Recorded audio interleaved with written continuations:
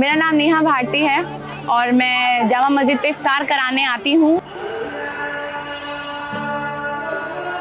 मुझे लगता है कि सारे फेस्टिवल सबके हैं, तो इसलिए हम यहाँ पर इफ्तार कराने आते हैं और हम यहाँ पर इफ्तारी बांटने आते हैं। तो बहुत से हिंदू लोग हैं जो हमें डोनेट करते हैं यहाँ पे इफ्तारी बांटने के लिए। पिछले 3 साल से रमजान के महीने में जामा मस्जिद पर इफ्तारी करा रही दिल्ली की रहने वाली नेहा भारती का मानना है कि सारे त्योहार सबके हैं और हमें हर त्योहार को मिलजुल कर मनाना चाहिए। दिल्ली यूनिवर्सिटी से पढ़ाई करने के बाद नेहा अपना खुद का एनजीओ भी चलाती हैं, जिसका नाम राह है। रमजान के महीने में वो अपने दोस्तों के साथ हर दिन जामा मस्जिद के गेट नंबर 3 के पास लोगों को इफ्तारी करा रही हैं। ब्रूट ने उनसे बात की और जानने समझने की कोशिश की कि वो ये काम क्यों कर रही हैं और वो क्या चीज है जो उन्हें इसके लिए मोटिवेट करती है। देखिए, इफ्तारी की अगर मैं बात करूँ तो 3 साल मुझे लगातार हो गए, तीसरा साल है ये मेरा। और ये चीज़ मेरे दिल में दिमाग में इसलिए आई क्योंकि जब देखा सोशल मीडिया पे हम देखते थे या न्यूज़ में हम देखते थे, काफ़ी सारी चीज़ें हमें दिखती थी जो ख़राब होती भी दिखती थी, जो हमें लगता था कि नहीं, इसको ठीक करने की ज़रूरत है। हम अकेले नहीं कर सकते, बट हाँ, अकेले भी कुछ कर सकते हैं, ये बात है। तो इसलिए मैं घर से बाहर निकली। मेरे पेरेंट्स ने बोला कि बाहर निकलो, कुछ करो, और हो सकता है कि ज़रा सी मोहब्बत की अगर तुम सीढ़ी पे पैर रखोगे तो क्या पता और भी लोग तुम्हारे पीछे आए, तो करो। तो तभी हमने स्टार्ट कर दिया। फिर उसके बाद काफ़ी लोगों का सहयोग मिला और आज मेरे को बताते हुए बहुत खुशी होती है इस बात को कि हम यहाँ पर इफ्तारी बांटने आते हैं तो बहुत से हिंदू लोग हैं जो हमें डोनेट करते हैं यहाँ पे इफ्तारी बांटने के लिए। बहुत से हिंदू लोगों का भी सहयोग है, ऐसा नहीं है कि सिर्फ मुस्लिम ही कर रहे हैं, क्योंकि रमज़ान है, हिंदू लोग भी बहुत कर रहे हैं, बढ़ चढ़ कर साथ दे रहे हैं। देखिए, पहली बार जब मैंने स्टार्टिंग की इसके तो हमने खुद से किया। मेरे पेरेंट्स से मैंने काफ़ी पैसे लिए, फिर उसके बाद मेरे दोस्तों से मिलकर, जितने भी मेरे दोस्त हैं, हमने थोड़े थोड़े पैसे मिला के, मैं मिडिल क्लास फैमिली से हूँ, हमने स्टार्ट किया। फिर उसके बाद जब मैं वीडियोस डालने लगी सोशल मीडिया पे तो लोगों को जब काम पसंद आने लगा तो उन्होंने भी मेरा सहयोग करना स्टार्ट किया। उन्होंने मुझसे पूछा कि हम भी आपको डोनेट करना चाहते हैं। इनफैक्ट मैंने खुद नहीं बोला था कि आप मुझे डोनेट करिए, लोगों ने पहले से ही खुद कदम रखे कि आप स्कैनर भेजिए या फिर आप बताइए कैसे डोनेट कर सकते हैं हम। तो उन्होंने फिर बोलना स्टार्ट किया। फिर इसी तरीके से हल्के हल्के बाहर से डोनेशंस आने लगी।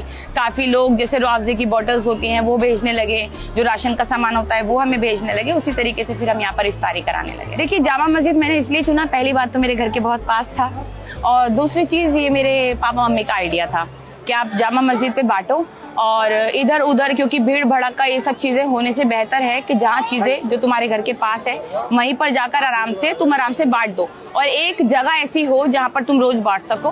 तो हमने इसलिए जामा मस्जिद को चुना। और डे 1 का एक्सपीरियंस ऐसा था कि लोग आके पूछ रहे थे मुझसे कि आप मुसलमान हो, क्योंकि मैं शुरू से बिंदी लगाती हूँ, तो मुस्लिम हैं आप। तो जब मैंने उनको बताया कि नहीं, मैं हिंदू हूँ, मैं मुसलमान नहीं हूँ, मैं नॉन मुस्लिम हूँ, तो वो बड़े शॉक्ड थे मुझे सब देखकर। पहला दिन मेरे लिए बहुत शॉकिंग भी रहा सबके लिए, और मेरे लिए एक एक्सपीरियंस रहा कि लोगों को एकदम ऐसा लगा कि मतलब ये लड़की कर रही हो, खासकर लड़की आकर जामा मस्जिद में अगर इस तरह से डोनेट करे कुछ भी, तो लोगों के लिए बहुत शॉकिंग था और अच्छा भी एक्सपीरियंस था वो मेरा। बट जब लोगों ने पूछना स्टार्ट किया कि आप नॉन मुस्लिम हो और यहाँ पर क्यों बांट रहे हो, फिर तो कैसे बांट रहे हो यहाँ पर, वो बहुत खुश भी हुए थे मुझे देखकर।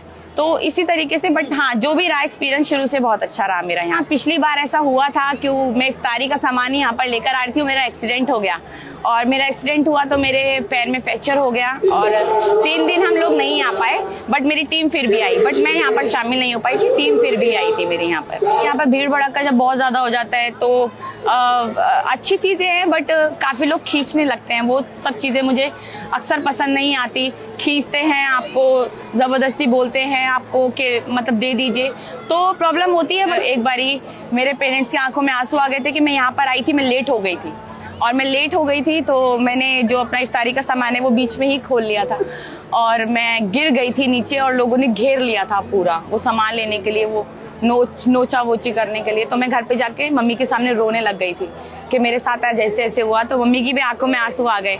वही एक दिन जो मेरे लिए रहा, जो खराब रहा आज तक, वो भी पिछले रमज़ानों में, क्योंकि मैं बहुत लेट हो गई थी, जाम में मैं फंस गई थी। बस उसी के बाद वो इंसिडेंट बुरा रहा, बाकी अदरवाइज उसके अलावा कोई भी नहीं। जब भी अगर मेरे को परेशानी होती है तो मम्मी पापा कहते हैं हो जाएगा, कोई बात नहीं, तुम करो, हो जाएगा। और लोगों ने ये भी बोला कि मतलब क्यों कर रहे हो, और दूसरे धर्म की होकर दूसरे धर्म के लिए क्यों करना, और तुम तो मुसलमान भी नहीं हो, फिर इनमें क्यों, आप इनके लिए क्यों कर रही हो। ऐसी चीज़ें बहुत सुनने को मिली, सोशल मीडिया पे भी बहुत सुनने को मिली। फिर काफ़ी लोगों को ने बोला कि भाई दिखावा है, ये वीडियो बना रहे हैं। देखिए आप भी दिखावा करिए, हम तो चाहते हैं ऐसा दिखावा सब करे। अगर ये दिखावा ही होता है तो ऐसा दिखावा सब करे तो ज्यादा बेहतर है। कम से कम आप लोगों में कुछ पहुंचा तो रहे हैं, आप लोगों में खाना पीना जितनी भी चीजें हैं, मोहब्बत आप बांट तो रहे हैं, तो आप वो करिए। तो फिर बट उससे कोई फर्क नहीं पड़ता। और मुझे लगता है कि फैमिली का सपोर्ट है आपके पास तो सब कुछ है। और फिर मुझे उसके बाद मुझे सुनना बंद हो गया कि जो बोलना है बोलते रहना, चाहे वो हिंदू हो, मुस्लिम हो, अदर कास्ट कोई भी हो। मैं यही कहूंगी कि देखिए नफरतों से कभी ना कुछ जीता गया है ना कभी जीता जाएगा। मोहब्बतें ही जो है वो हर चीज जीत सकती है, नफरतें हमेशा हारती हैं। और इस बारी भी हमें नफरतों को हराना है, चाहे वो किसी भी तरीके से हो, किसी भी तरफ से हो, चाहे कैसे भी हो। आप नफरतों को चाहे अपने घर में हो, आप हर तरीके से नफरत को भुलाइए, हर तरीके से नफरत को भूल जाइए। हम जैसे आपका रमजानों में आ रहे हैं, होली भी आप इसी तरीके से सेलिब्रेट करिए, सारे फेस्टिवल सेलिब्रेट करिए और मोहब्बतें बना कर रखिए। सारे त्योहार सबके होते हैं, मोहब्बतें जिंदा रहेंगी तभी इंसानियत जिंदा रहेंगी।